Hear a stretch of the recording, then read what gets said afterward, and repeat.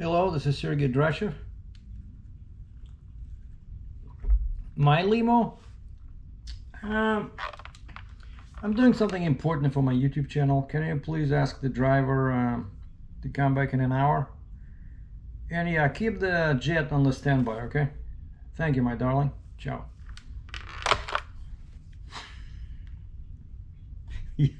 Yeah, I wish there was the real life, you know, when you're a rich guy and people run back and forth, you know, holding your jets and limos.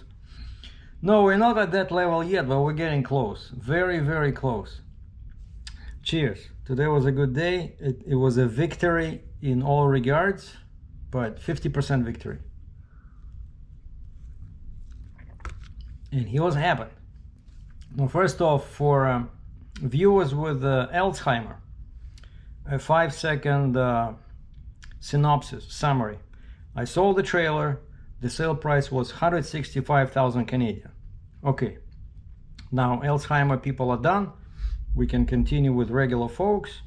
And here's the details. So the gentleman who saw my trailer, and we've been exchanging text messages for the past 2-3 days, you know, because he wanted to pay with a certified check. I didn't like checks. I was asking him I was pushing towards a wire transfer. He doesn't like wire transfers, you know, and I'm like, is he trying to, you know, pull a fast one on me? Like, what's going on? And what's all the text messages, right? So this guy, he's not like 15 years old teenager. He's, you know, probably maybe 10 years younger than me, but normally business transactions, I'm used to using email. Right, so I'm comfortable with email. I'm not comfortable with text messages. Usually it's a scam, you know, when somebody texts me when I post something for sale. Let's say I'm selling a camera, right? And there's always some jerk that, what's the final price? So I tell him the same price that's in the ad, and the guy says, okay, I'm happy with the price. I will pay you. Let's say the camera was $2,000. The guy says, I will pay you $1,000 extra. I have a favor to ask. I have a niece in Alberta, and her birthday is coming up, so I was wondering if I can pay you by PayPal and you can ship the camera there. In cases like this, and it's all by text, SMS.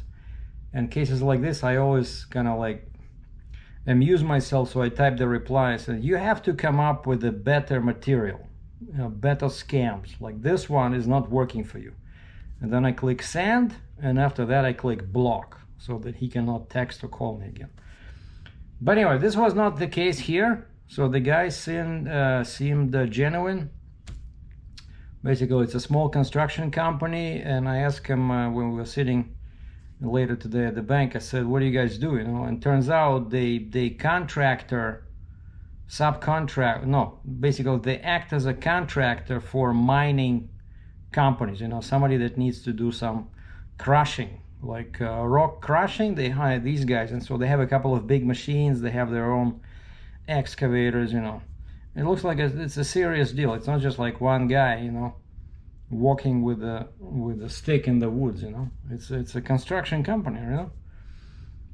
And so finally, on the previous day, we agreed on the bank draft, and my bank said make sure he brings a business card or a contact info from his bank where he got the bank draft. And of course, the bank draft in Canada, it's what they call official bank check in the States, right? And the difference is that top left corner, it does not show the name of the person or the company, it shows the name of the bank, right? So that means that the bank already took the money from this guy's company account. So the money is gone. So now the bank is holding it in some kind of a, you know, reserve, or, you know, and so that's always better, but they still can be fake, right? And that's why the manager at my branch said, yeah, if we can verify, if we can reach somebody at the branch, if he brings us, you know, the business card with the extension number, phone number, if we can talk to a live person, we will release the funds right away. And so I kept reminding this guy. I said, so I sent him a message at 10 o'clock. I said, are we still on for 11:30? And he says, yeah, I'm driving towards the Kitchener branch of his bank.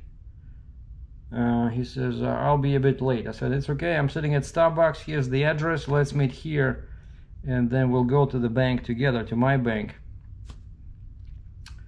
And so I'm lying in bed, of course, I cannot sleep, 4 o'clock in the morning, and I'm thinking, what am I missing? So far, the guy seems serious, right? He saw the trailer, and then we agreed on a price. We just couldn't agree on a wire transfer, so I said, okay, no to certified check, yes to bank draft, as long as you bring the contact info of somebody at your branch that my manager can call, right? Okay. And I thought they would panic at the HST, because, you know, here in Ontario we have a very high sales tax, 13%. And so we agreed on 165K Canadian, and I have to charge him HST.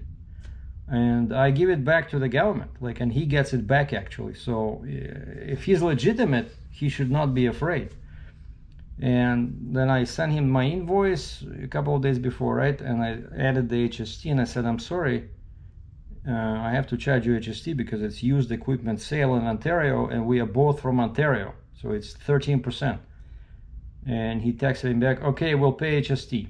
All right, so that tells me that the guy is legit, you know, because if he was a crook, he would say, what HST? Are you crazy? Because now instead of 165 grand, it becomes like 182 Canadian. So anyway, I cannot sleep. 4 o'clock, I'm thinking, what am I missing? So far, we didn't do any sale agreement. All we did was he asked me for my invoice, and I took my tracking invoice, you know, and what I do is, I don't know if you know this, but for the past 5 years, I've been doing kind of like manual bills of lading and manual invoices, because, you know, I'm just one guy, you know, I didn't want to buy an expensive, like TMC, what it's called, truck logistics software, the TMS. So I created a bill of lading in a Word, or in my case, Open Office, same thing. And then each time when I have a new load, I would go back to the previous bill of lading, change the bill of lading number to the next one. Let's say it was 1361, I changed it to 1362, save as 1362, and then I just update the fields for ship account, say need load description. It takes like 5 minutes, pretty much the same as typing in a you know, when you create the bill of lading, right? And I was doing the same with invoices. So I would open the last one, change the customer, terms, you know, a description of the load, how much they owe me, Canadian funds or US dollar funds. So I have like a system set up. It's simple, but it worked. And I have all my bills of lading and all my invoices I can look up from the day I started my operation in late 2017. And I can see shippers. Quite often I even save the permits. So I have lots of good info there on my computer. I'm just pointing to my backpack over there.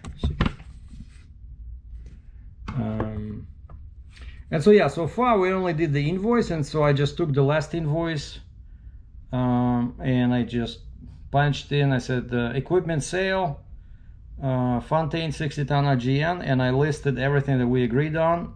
If it has a VIN number, I put in the VIN number, and then the price, payment terms, wire. No, I said COD or something like that. I think I wrote wire because I thought he would be wiring me the money. And so I'm thinking, yeah, wait a second. I was talking to the bank, how they deal with this when I want to pay off, let's say, the trailer. How does it work? And so they send me pretty much like an invoice and wiring instructions, and then they say when they receive my payment, they will send me a bill of sale and authorization letter, which authorizes me, Sergei Dratchev, to go to my MTO or DOT in the States and change the ownership or title to my name, right? Because technically now the left side of our ownership document shows the bank, and the right side, the plate, shows my name, because there's a lien on the trailer, right? And so this guy didn't have a problem with that. He trusted me, even though we never met before until last week.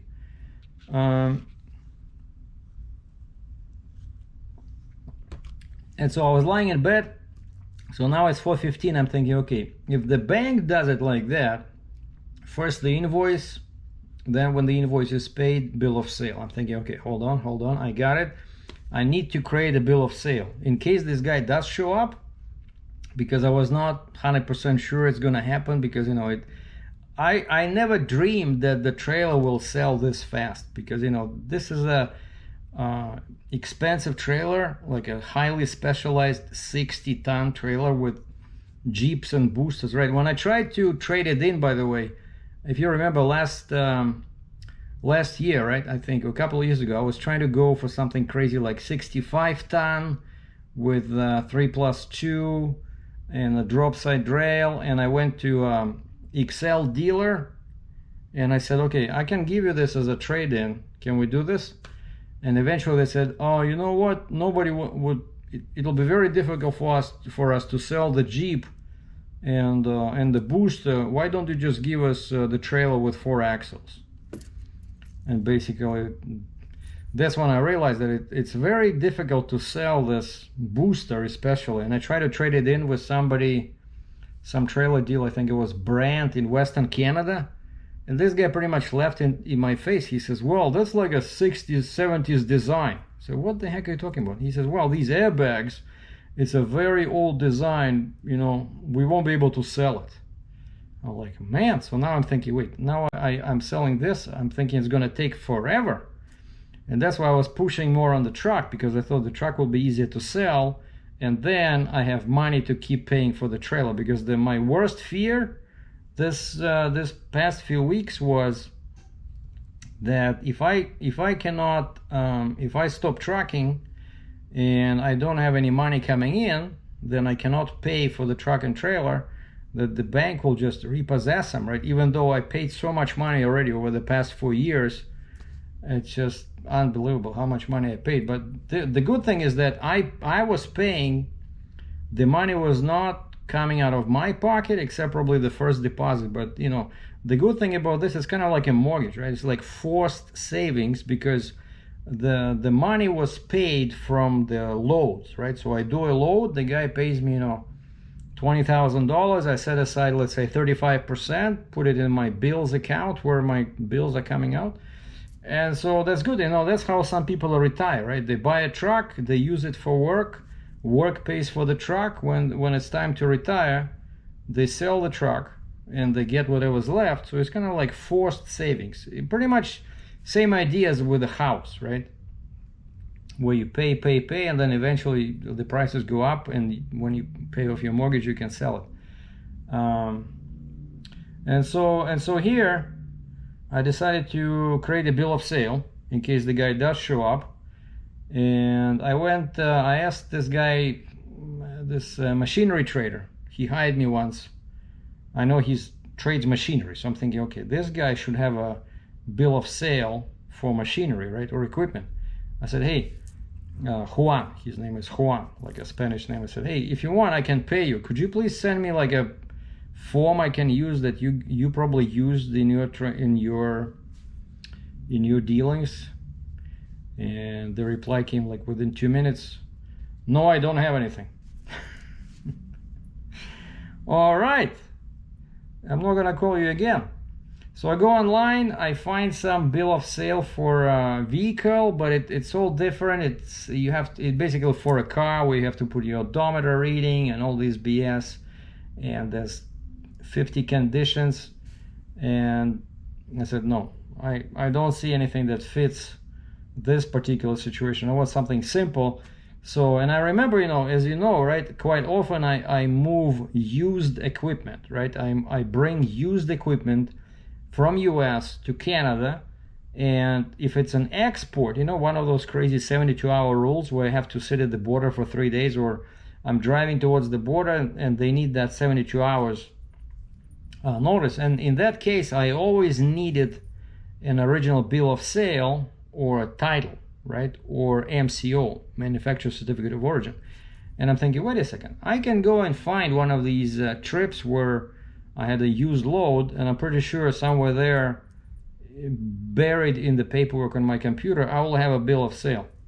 And guess what? In July, in July. Remember I was moving that Bandit, and I did a video called the story about the broker that disappeared, something like that, the case of a disappearing broker, where we were chasing the guy and we thought that he would not pay, you know. It was that Bandit grinder, horizontal grinder, and that was a export. And so I go in that folder and I see proof of export, which was my stamped ACI manifest, but then I scanned everything, not just the ACI, but I also scanned something called invoice. But it looks exactly what I was looking for. It has seller, buyer, invoice amount, and then it has description of the equipment, like this Bandit grinder, and then most importantly there was like a paragraph at the bottom, you know, about no warranties, selling as is, where is, you know. And so I just changed the words invoice to bill of sale, and at the bottom where it said money owing, I just put total, like as if it's already paid, right? And then I created a field, seller, Sergei Dratchev, buyer, this construction equipment, and I made a line where we can sign. And so I printed out when I went to the truck to chain the trailer, because I did not chain up the Jeep yesterday, right? Took me like probably an hour to maybe 50 minutes to chain up everything.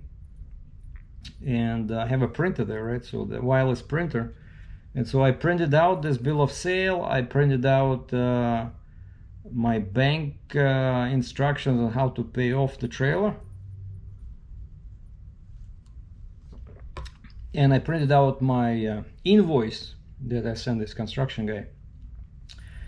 And then I started waiting for him, and then I see some Peterbilt turns on in this little street near the Starbucks. And I was standing right there in the front, and of course this guy remembers me. I saw him, and he says, "Oh, you're Sergei, right? We're meeting for the trailer." I said, "Yes, sir." I said, "You have a car?" He says, "Oh, no, I came in the truck." And he points to the semi-truck, basically. They brought the truck to take the trailer. And I said, "Okay." I said, "Tell your driver, go back to my yard, wait for us there, and when you and me, just jump in my car," because he didn't have a car. So this was the first passenger in my 2021 Dodge Charger. And so he sat in the right seat, and we went to the bank, and the manager was there, but the lady itself, like the clerk, we gave her all the info, who to call. And of course, it's $182,000 bank draft. And I said, "Yeah, just put it in my account. No hold, okay? Just call this guy." And it probably took like half an hour till they finally verified it. She had to call her manager 20 times. So yes. I explained to them what's happening. I said, "This is guy, you know, actually it's helpful that the guy showed up with me, right?" I said, "This is the buyer. I'm the seller. I'm selling a piece of construction equipment." I didn't want to tell them trailer. They don't know anything, like, you know. I said, "I'm selling a piece of equipment. This guy is my buyer." And so that's the payment. And so finally they said, "It's done." I said, "Is money available?" They said, "Yes." I said, "Okay, so now we have to do a wire payment." And that girl, like, okay. But you know, she doesn't care. It's either me or the next customer paying a $5, Bell Mobility bill, right? And so I gave her this bank wiring instructions that I printed out before, basically to pay off the lien on the trailer. And I wanted to do it in the presence of the buyer, so that he has a peace of mind knowing that I'm not a crook. I'm not gonna, run away with his money. I'm saying, okay. I said, so we're paying today, so I'm paying off the trailer. And then one more thing I have to pay off is the Jeep. But I said, so far, I asked him 20 times. So far, I'm still waiting for the buyout letter with instructions from the Jeep company. And actually I got it probably at 5 o'clock today, at the end of the business day. So my bank is open tomorrow, so tomorrow I'm gonna go and pay them. I think it's gonna be about $30,000 I owe for the Jeep. But I haven't even looked at the documents. It's on my computer somewhere there. It was attached to the email. And so yeah, that took probably another 15 minutes. So I sent a bunch of money to the bank that holds the note on my trailer, and then I signed the invoice, like, you know, the printed copy of the invoice. As I said, paid, put the date and signed, and gave that copy to the buyer. And then I took out those 2 copies of bill of sale, and so we both signed, me for seller, he's for buyer, and I gave him 1 copy and I got 1 copy. So now I have a legitimate bill of sale, and here's a bill of sale, and he saw that I sent the money to the bank, right? And that's it. Then we went to our yard, and I pulled out the trailer because his truck, it does have a wet line, but the hoses were like this size. Because of course, you know, they're like in the mining industry, they have like a real huge commercial size wet line.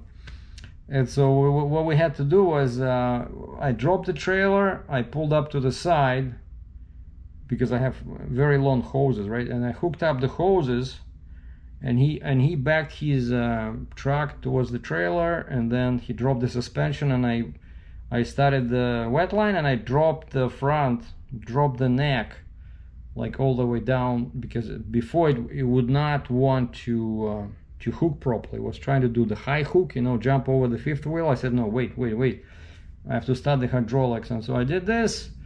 He backed under it, everything locked. I raised the trailer, and then I killed the PTO, disconnected the hoses, left them on the trailer, and that's it. And I gave him 2 ownerships. Like there was 2 ownerships or titles that were already in my name. Actually, the Jeep is in my name because it was not a lease, it was financed. And so I signed it in the back. I said, just wait, don't take it to MTO or DOT because there's still a lien. They're gonna need like a couple of days to release it, right? Well, actually, the Jeep I still haven't paid. I'm gonna pay tomorrow. No, there was another one, that lift axle, the last lift axle that's on my Booster now, right? Remember the one I bought for cash? I own that one. There's no lien, no loan on it. So I said, okay, at least this one, it's a Sergei Dratchev on the left, owner, Sergei Dratchev on the right, plate owner. I signed. At least that one he can transfer to his name right away. But the trailer, probably a couple of days. And probably the Jeep, like Tuesday, Wednesday, they're gonna send me the letter of authorization, and I'm gonna go to DOT or MTO and get new ownerships, sign them in the back. And the guy gave me an address. He said, give me an address where I can courier these documents because you need originals. And he wrote his personal address on a piece of paper, and that's what's happening. I'm gonna send him the ownerships or titles when I get them. But while all this was happening, in the background is drama about the truck, right? Because late last night, this big rich guy calls me, and we start arguing about how to pay. Like, he wants to buy the truck, he's very cheap. I say 170, and that's when I said 170, he brought me to his shop for inspection, of course, Canadian, 170,000 Canadian. And originally he said 150, and I pretty much laughed at him, like, 150 for this truck? No freaking way. I said 170. Okay, bring the truck for inspection. So I bring the truck for inspection, and then he tells me, I'm thinking, I'll let you know after lunch. And then he calls me like at 4:30 p.m. yesterday, and he says, okay, how about we split it in the middle, 160? I'm like, wait, I thought we agreed on 170. Well, it's still a lot of money. I said, no, 165, sir. You know, like, I'm not afraid of this. Okay, he's a millionaire. He owns a bunch of trailers and trucks. I don't care, right? It's my own business. It's my own trailer. I've been working super hard, paying every month $10,000 freaking dollars for the truck, trailer, Jeep, and insurance, Canadian. So I'm not in the mood to, you know, to kid around, right? So I say, okay, last offer, 165 Canadian. If not, I keep moving, right? I have people interested. And so then he says, okay, 165. And I suspect for him, money doesn't matter. It's just a principle, right? He cannot pay what the seller asks. He always has to negotiate. You know, those people, like this guy probably has like $20 million in his personal bank account, but he would die if somebody made him pay the asking price, right? So they really want to negotiate, and made it basically, I live the life my way kind of story, you know, which is fine, you know, but just, you know, we all have to live, right?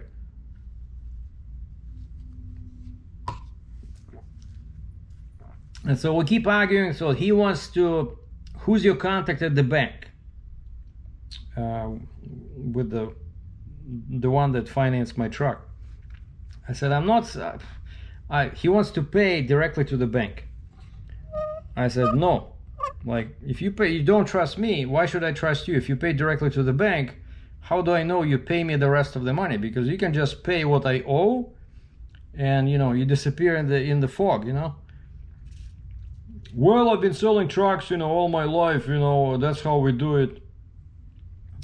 And then he says, okay, let's talk again in the morning. Let's sleep on it. Maybe we'll come up with a better solution in the morning. Because yeah, I wanted him to pay me the money, and then I pay off the truck, whatever I owe. That's what we did with the trailer, and nobody was screaming or crying. But this guy, he doesn't trust me, right? I said, well, I didn't tell him, but I said, I'm thinking, I don't trust him. So 9 o'clock, as I'm doing that bill of sale, I'm telling you, this was a crazy day. 9 o'clock, I'm working on the bill of sale since 5 in the morning, because I was at Starbucks at 5. My phone rings, and it's the sales guy from the Kenworth dealer who sold me the truck. He says, Sergei, I just had a call from John. And John is the big boss, the owner of the company that wants to buy my truck. And I said, wait, why is he calling you? He says, well, he wants to buy your truck, but the first thing is he wants to pay the lien ASAP, and he was asking me if I know anybody at PECA Financial who's dealing with my account. Can you believe this? I got mad, you know, because this guy promised to call me in the morning, but now he's calling behind my back trying to find out who to deal with. And so, okay, then I finished my bill of sale. I think, okay, now I text the trailer buyer, are we on for 11:30? The guy says, yes, I'm gonna be late. Okay, so now I think, okay, this guy is coming, 50-50 chance I'll sell the trailer today. Let's focus on the truck. So I start calling PECA Financial. Finally, I reached the lady that deals with my account, and I said, okay, so here's the deal. How do we make it work? Like, the guy wants to pay you, but I want to make sure I get the rest, because I sold the truck for 165,000 Canadian plus tax, and I owe you 83,000. So he insists on paying 83,000 directly. Where's my guarantee is that I will get the rest of the money? And finally, this lady was very smart. She says, okay, this is not the first time we deal with this, because, you know, like, you never sell the truck for what you owe. What is this, like a mortgage disaster 101, right? I've been paying $4,000, like 3,500 Canadian plus tax, since March 2018. It's my truck. I don't care what it says on the stupid piece of paper, PECA Financial. I paid for this truck. I paid, what was it? The price was $227 Canadian. Now I only owe them 83, so I paid $140,000 for this truck, right? So I'm not giving it to anybody, you know, for 83,000. And so this lady, a smart lady, she said, okay, here's how we do it. We send you a letter of direction where you sign it and you authorize us to let this John guy pay off your lien on your behalf. But she says, even though that allows him to claim ownership to the truck, you know, he needs documents from us, from PECA. But she says, we're not going to release documents to him unless you give us the green light. Because, you know, she understands that I have to get paid from this guy, right? And she says, basically, yeah, we're going to hold off on the release documents till you get paid. So you are paid, we are paid, everything is cool, and then we release the documents to this buyer, and then he can go to MTO and replate the truck and be the owner, and then I can drive the truck and hand him the keys. I said, finally something, because this guy never, like this guy John, never mentioned this, right?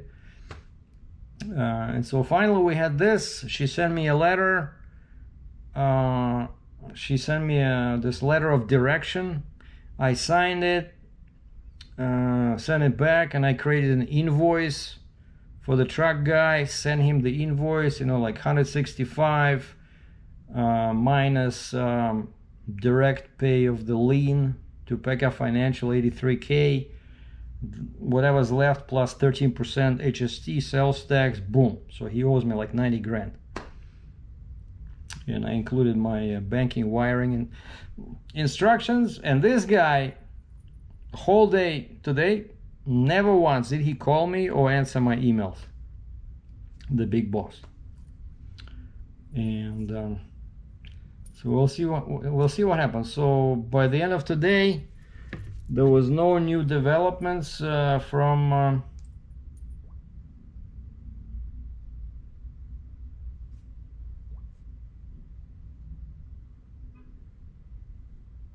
Can you send me a picture of the ownerships? Our flow driver won't pull it without an ownership. Son of a gun. Yeah, he's basically they took it to somewhere like Mount Forest, like the buyer, but then his drive over there, they have to take it to Timmins. Oh, actually, I have it on my computer, I think.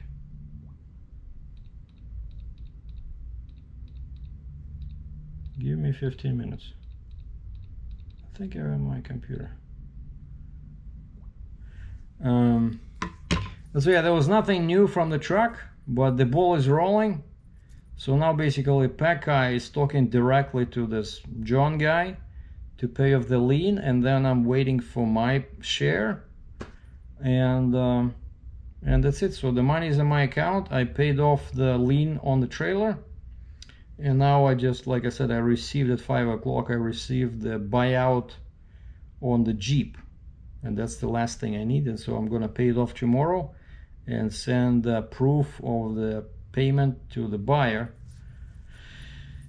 And what else do I need to do?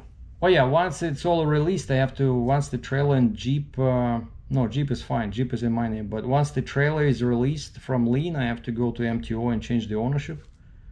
But yeah, so now I think I have to find the, I have it somewhere on my computer, I'm pretty sure I took a picture.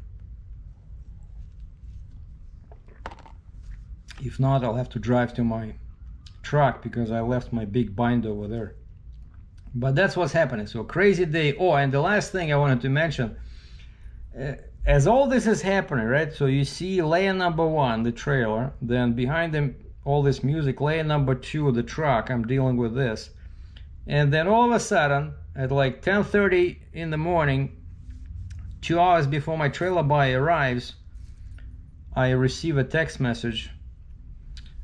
Sir, is your trailer still available? And I see a phone number with the Manitoba area code. And we start chatting.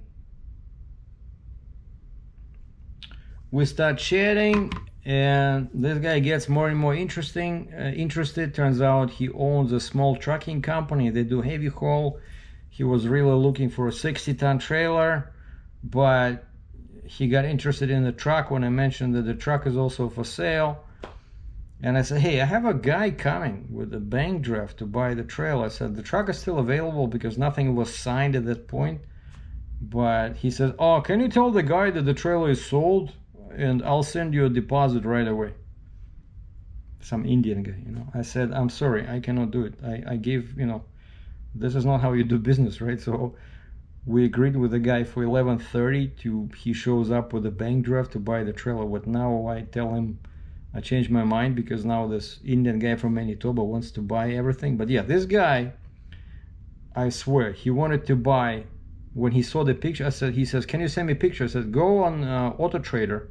There's a bunch of pictures over there. And so when he saw the pictures, especially of the interior of the truck, he says, he calls me, Sergei, we want to buy everything. the truck, the trailer. So he was okay with this price, 165 times 2, like unbelievable. And I said, well, I'm sorry, I cannot promise you the trailer. I said, if the guy does not show up, I'll give you the trailer. And then we're at the bank, and they're doing the wire transfer, and I'm standing there, my phone rings, and I see it's this guy from Manitoba. And I said, I'm sorry, I cannot talk right now. I'm actually selling the trailer. The guy showed up, so I said the trailer is no longer available.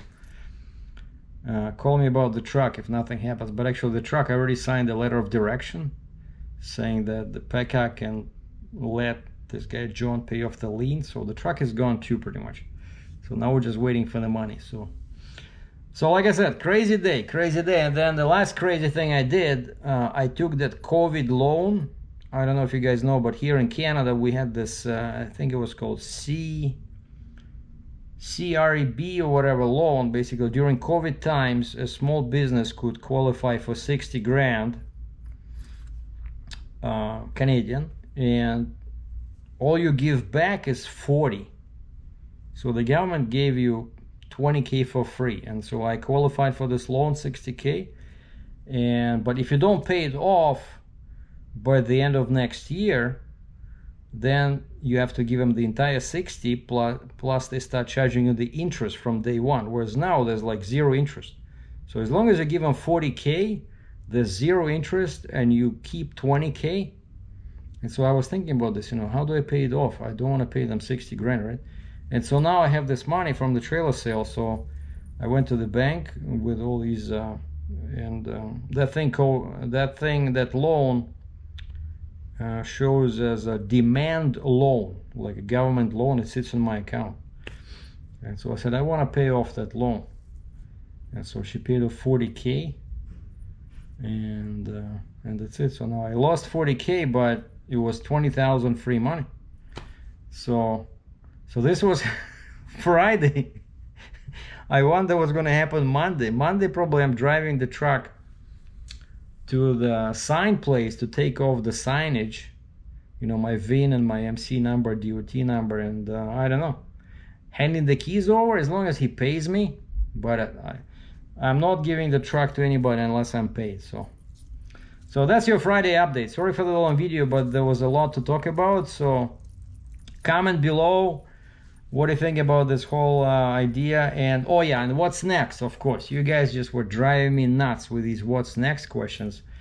I'm not sure. First thing I want to do is, first of all, I want to stay in transportation because I gained a lot of experience with this. I want to stay in transportation. I want to use my knowledge of all this heavy haul business, just not as a trucker, right?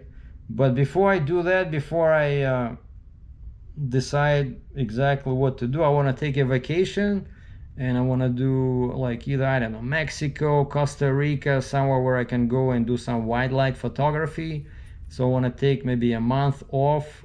I think it's well deserved, after all these years of heavy haul trucking, especially now where there's no stress of all these constant freaking payments every month, except now the truck payment still remains, but hopefully it's gonna be gone next week sometime.